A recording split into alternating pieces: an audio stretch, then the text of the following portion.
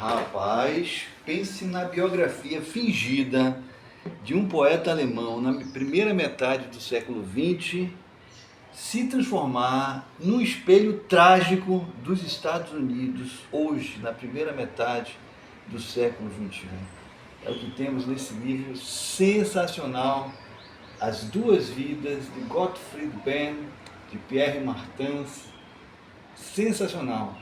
Alguns livros nos atraem, né? Eu não sei o que me deu, quando eu vi esse livro na estante do Instituto Goethe, senti ele me chamando assim de uma forma. E olha que eu nunca tinha ouvido falar em Gottfried Benn, que hoje eu sei que é um poeta 5 vezes indicado ao Prêmio Nobel de Literatura, que tem um de seus poemas considerados os poemas mais belos ou mais marcantes, não sei se belo seria a palavra, do século XX, poema que se chama Homem e Mulher Passam pelo Pavilhão dos Cancerosos, porque ele está presente no seu primeiro livro chamado Morgue. Ele, como médico legista, especializado em doenças venéreas, trouxe a putrefação da carne para o campo da poesia. Sensacional, mas que me fez lembrar de um dos meus poetas favoritos, que antes do gringo, a guitarra ele inventou, Augusto dos Anjos, que foi o poeta dos sepulcros, das caveiras, da morte, da putrefação, e que teve sua contrapartida alemã em Gottfried Benn. E assim, esse livro me marcou de muitas maneiras, né? Começando pela forma como o Pierre Martens escolheu retratar o seu biografado pelo campo da invenção. Ele escreveu uma biografia inventada. Isso deu a ele uma liberdade sensacional. Ele retratou não o fato histórico, mas a reverberação poética. Ele falou que somente um poeta poderia contar a história desse poeta. E assim que ele tem diálogos íntimos, né, do médico com suas muitas amantes, né, inclusive várias prostitutas, porque ele cuidava, ele era especialista em doenças venéreas antes que fosse descoberta a penicilina, né? Então ele via cada cena inspiradora para as poesias inesquecíveis, né? Mas isso nem de longe é o principal desse livro, inesquecível, incrível, sensacional. Porque Duas Vidas, de Gottfried Benn, esse poeta, um grande intelectual também, um pensador, né?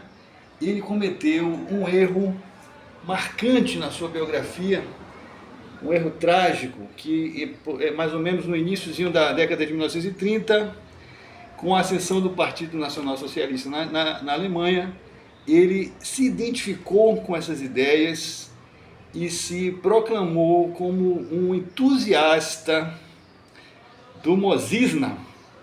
Ele foi, durante pouco tempo, um zinasta. Logo em seguida ele se arrependeu, viu que não era por aí, e passou a ser perseguido pelos zinastas, e passou a ser execrado por todos os intelectuais que estavam contra o mozismo, né? Então ele passou um período no ostracismo geral, depois que passou a guerra, ele voltou a ser celebrado, incensado, endeusado, enfim. Uma história bem marcante, né? Mas justamente eu que não sabia nada disso, peguei para ler justamente agora, quando a gente vê um retorno infeliz do Mozizna nos Estados Unidos. Está florescendo assim de uma forma, só não vê quem não quer, né? E aí você está estranhando essas palavras do Mozizna, zinasta, né? Já percebeu que é só trocar as sílabas que você já matou a charada. Por que eu estou falando dessa forma? Porque as redes sociais proíbem que você fale abertamente sobre esses temas, né? E eu até pouco tempo atrás, esse foi um dos grandes ganhos que eu tive com essa leitura, eu aceitava a explicação de que é para impedir a propaganda, a disseminação, o incentivo a essas ideias execráveis, né? Mas eu pensando, como é que vai fazer essa resenha, eu percebi o seguinte: os ginastas, quando vão fazer seus vídeos de supremacia branca, eles nunca falam a palavra mozismo ou ginasta. Eles fazem gestos, símbolos, como, por exemplo, beber um copo de leite, como o Bolsonaro fez no seu governo, como o Trump fez recentemente. Fazem gestos como o que o Elon Musk fez na cerimônia de posse do Trump. Ou fazem aquele gesto do ok invertido, como vários políticos bolsonaristas fizeram. ou fazem um cosplay do Goebbels, como o ministro da Cultura do Bolsonaro fez, mas nesses casos todos de mozisna declarado, eles nunca usam a palavra mozisna. Então eu parei para pensar, será que essa censura não impede que a gente justamente se coloque contra essas formas lastimáveis de expressão humana, porque também faz parte do ser humano? Fica aí a reflexão. Eu estou bem bolado com isso, mas recomendo.